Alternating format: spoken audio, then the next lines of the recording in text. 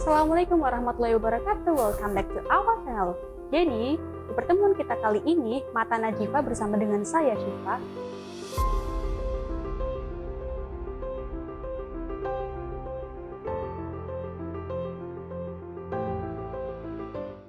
Warahmatullahi wabarakatuh. Welcome back to our channel. Jadi, di pertemuan kita kali ini, Mata Najifah bersama dengan saya, Syifa, kita kedatangan bintang tamu yang sangat spesial. Beliau ini merupakan sosok yang inspiratif, memiliki banyak pengalaman yang tentunya bisa dijadikan motivasi bagi saya, khususnya mahasiswa, yakni ada Bapak Teguh Rimbawan selaku Direktur Politeknik Muhammad Genap. Bagaimana kabarnya, Pak? Alhamdulillah baik. Alhamdulillah baik. Nah, sebagai mahasiswa baru nih, pastinya saya dan rekan-rekan saya tuh penasaran bagaimana sih atau siapa sosok Pak Teguh Rimbawan ini selaku Direktur Politeknik Muhammad Genap. Terima kasih Mbak Syifa. Assalamualaikum warahmatullahi wabarakatuh. Alhamdulillahirabbil alamin. Pendiri sudah mencanangkan bahwa pendidikan tinggi itu harus dijangkau oleh seluruh lapisan masyarakat.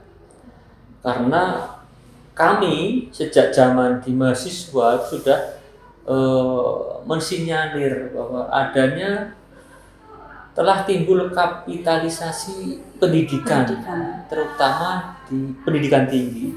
Nah, ini kami bersama rekan-rekan itu sepakat bagaimana menyediakan sebuah perguruan tinggi yang bermutu, terstandarisasi, dan terjangkau.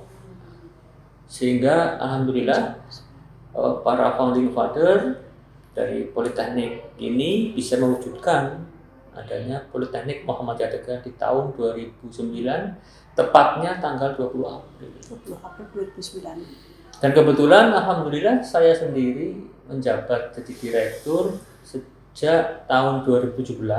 Jadi sudah sekitar 3 tahun kurang lebih ya, Pak? 3 tahun 1 bulan tahun, ya. 8 Desember SK terhitung mulai tanggal ya TMT saya.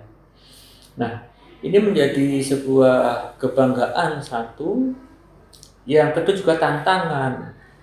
Kenapa? Karena sebelumnya saya adalah di bidang bisnis, kemudian kembali ke Tegal dan mendapatkan amanah ini.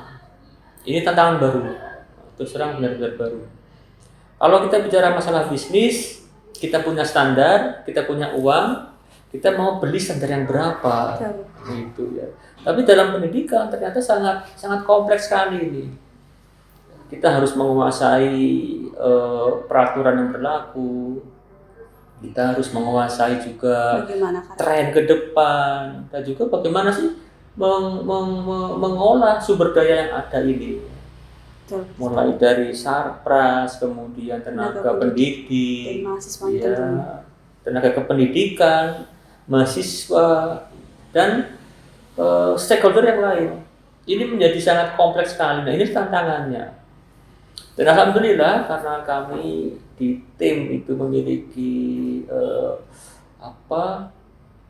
peminatan keahlian yang berbeda-beda dan saling support ya. Jadilah seperti yang kita lihat saat ini, dalam waktu 3 tahun masa bakti saya pribadi bisa mulai merubah kondisi. Dan insya Allah kondisi ini akan menjadi pijakan awal. Saya sampaikan pijakan awal. Kenapa? Karena alhamdulillah di 3 bulan terakhir semua prodi telah mendapatkan akreditasi dengan peringkat baik.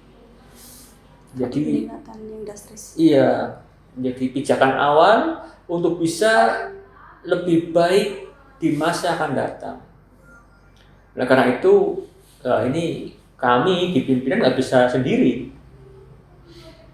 Semua komponen, terutama di dalam PMT harus saling bahu-membahu. Saling bekerja sama. Itulah kata kuncinya saya kira. Apalagi kan dengan prinsip kepemimpinan kolektif kolegial ya. Betul.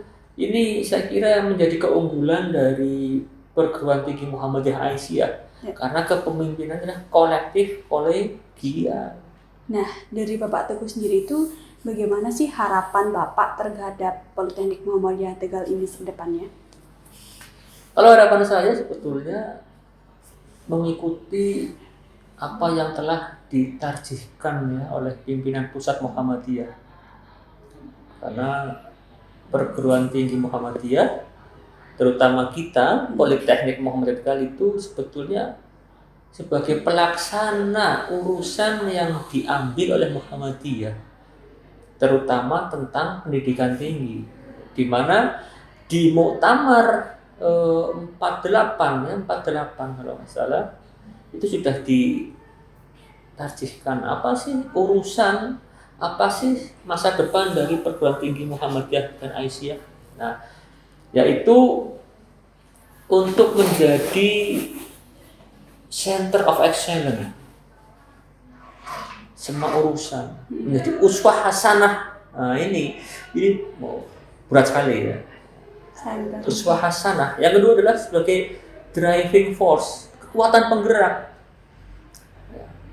Kita nggak bisa menjadi orang yang ideal, tapi kita harus menggerakkan. Betul. Kalau bilang uswah hasanah kan ke dalam ya, kita dilihat sama orang lain ya. Tapi kalau sudah driving force, kita harus terlibat di dalamnya dan menggerakkan. Ini tantangan besar. Ya. Saya ulangi lagi, sebagai uswah hasanah atau center of excellence atau pusat unggulan, dan yang kedua harus bisa menjadi driving force atas perjuangan persyarikatan Muhammadiyah yang tidak lain tidak bukan juga tujuan luhur dari berdirinya Republik ini. Kalau masih ingat yaitu terciptanya negara yang baldatun thayyibatun warobun ghafur. Oh, sudah ini di atas cita-cita Indonesia, itu kan? Iya. Nah, saya kira itu. Nah, oleh karena itu rencana ini, harapan ini tidak bisa hanya sekedar harapan, harus diwujudkan dalam sebuah rencana strategis Dan realisasinya. Sehingga nanti bukan hanya di kepala direktur, di kepala pimpinan, itu juga harus bisa dibaca oleh seluruh stakeholder yang ada ini. Nah, lalu nih Pak, ngomong-ngomong, kira-kira bagaimana langkah Bapak selanjutnya sebagai direktur untuk meningkatkan kualitas baik dari tenaga pengajar, dosen, tenaga kependidikannya, ataupun mahasiswanya sendiri untuk bisa lebih berprestasi? Jadi memang ini sebuah alur yang harus kita penuhi ya. Karena kita di pendidikan, maka kita harus merujuk pada teori yang sekarang berkembang, yaitu teori pedagogik ya. Bagaimana mendidik. Nah, ini tantangan ini dari tadinya seorang pedagang sekarang ke pendidikan. Oleh karena itu sama seperti manajemen yang sekarang di hampir semua perguruan tinggi terapan, yaitu menerapkan sistem manajemen PPE-PP. Apa itu Pak? P yaitu penetapan. Penetapan itu dimulai dari perencanaan. Direncanakan dulu ini. Nah, perencanaan ini dimulai dari evaluasi diri. Mengaca, evaluasi diri. Indeks-indeks atau nilai-nilai yang ada di dalam evaluasi diri ini sudah tercermin, sudah ditulis di dalam peraturan-peraturan yang berlaku. Saat ini yaitu tercermin di dalam Undang-Undang Nomor 12 Tahun 12 tentang pendidikan tinggi. Kemudian turunannya juga ya, standarisasi oleh Badan Akreditasi Nasional Perguruan Tinggi. Kemudian juga dari kementerian juga sama, memiliki saat ini yang sedang digenjot adalah sistem pengendalian internal perguruan tinggi.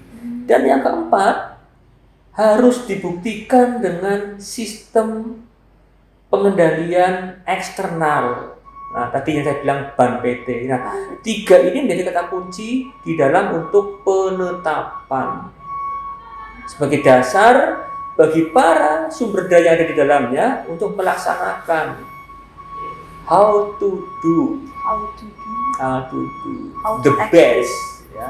How to the best. Nah, setelah penetapan, berikutnya yaitu pelaksanaan. Nah, kan sudah ada rule-nya kan, sudah ada pedomannya, maka dilaksanakan sesuai dengan pedoman ini seoptimal mungkin. Jadi tidak lagi mengira-ngira, ya, kita sudah punya pedoman ini dari hasil penetapan sebelumnya. Setelah dilaksanakan, maka harus dievaluasi melalui monitoring. Ya kan? Dilaksanakan, diperiksa, artinya harus berkala ini. Kenapa berkala? Karena kalau menunggu sampai ada sesuatu yang tidak mengenakan, maka akan terlambat. Kalau sudah terlambat, maka nggak bisa ditangani lagi, sehingga berkala. Evaluasi melalui monitoring. Setelah direncanakan, dilaksanakan, dievaluasi. Nah, hasil evaluasi ini dibahas, digodok untuk menjadi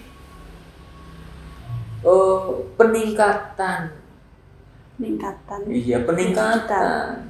Nah, setelah peningkatan, maka pengendalian, atau biasanya pengendalian dulu ya. Pengendalian dulu, artinya biar sesuai dengan standar sudah ada pelaksanaannya. Setelah itu baru peningkatan, disesuaikan dengan kondisi yang ada saat ini. Nah, ini PR besar. Artinya bahwa kualitas itu bukan lagi jadi tuntutan harapannya, tapi menjadi budaya. Quality assurance harus menjadi budaya. Nah, sekarang dari semua lini sudah memberi arahan bagaimana membudayakan mutu, termasuk di Politeknik Muhammadiyah Tegal. Nah, itu kata kuncinya. Budaya mutu harus dilaksanakan oleh seluruh yang ada di sini. Insya Allah nanti akan berprestasi. Amin. Baik itu dosen, baik itu tenaga pendidikan, baik itu mahasiswa. Mahasiswanya harus, amin, insya Allah. Kendali mutu. Mutu adalah budaya. Mutu harus diusahakan. Bukan hanya sekedar menerima wahyu, bukan ya. Iya. Dan tentunya harus dilaksanakan. Dilaksanakan. Ini tantangan. Dan ini yang akan menghidupkan kampus. Ya. Masih ingat ya, perguruan tinggi Muhammadiyah memiliki catur dharma. Al-Islam dan Muhammadiyahan, pendidikan dan pengajaran, penelitian, serta pengabdian kepada masyarakat. Ini nanti rule-nya di situ. Urusan kita di situ. Bisnis rule-nya di sini. Asik ini nanti kalau kita semuanya saling bersatu padu. Pasti Pak, harus kekompakan dan kerjasama juga harus Betul. dijaga, Pak. Nah Pak, ngomong-ngomong pertanyaan terakhir nih, bagaimana sih atau apa sih moto dan prinsip hidup dari Bapak Teguh ini? Kalau moto saya, do the best ya. Do the best, tidak kata lain. Kenapa? Bahwa kesempatan tidak akan datang yang kedua kali. Betul. Kenapa? Manusia itu dibatasi oleh ruang dan waktu. Betul ya? Betul sekali Pak. Sama-sama saya mendapatkan kesempatan beasiswa, tetapi kan waktunya sudah berbeda. Betul. Dan itu yang kadang disesali oleh sebagai manusia. Betul. Ketika memiliki kesempatan tidak diambil, setelah kesempatan itu hilang, baru menyesali. Ini kan sangat sayang ya. Iya, betul. Kalau saya nggak akan menyesal. Adanya apa Pak? Adanya back to Allah. Masya Allah. Semuanya memang harus dikembalikan. Sudah ada kehendaknya ya, selembar daun jatuh pun tidak akan jatuh tanpa ada kehendaknya. Jadi ya, untuk apa menyesal? Iya. Tawakal ya Pak, berserah diri. Berdoa, ikhtiar dan juga tawakal. 3 poin penting yang harus dilakukan dalam hidup. Ya, apalagi Pak, apakah ada prinsip hidup atau yang lain? Iqra. Baca. Nah, baca. Tadi saya sampaikan, saya seorang businessman, pindah ke pendidikan, maka harus banyak membaca. Dan saya kira kata kuncinya itu membaca. Membaca secara harfiah, tulisan maupun membaca lingkungan. Jadi how to do the best ya melalui membaca tadi. Membaca. Saya kira itu juga sudah menjadi kewajiban kita ya. Gitu Mbak Siwa. Sangat inspiratif sekali pertemuan kita kali ini. Terima kasih Bapak sebelumnya sudah mau berbincang santai bersama dengan saya. Terima kasih buat teman-teman juga. Terima kasih dan sampai ketemu lagi di podcast Mata Najwa berikutnya. Assalamualaikum warahmatullahi wabarakatuh. Waalaikumsalam warahmatullahi wabarakatuh.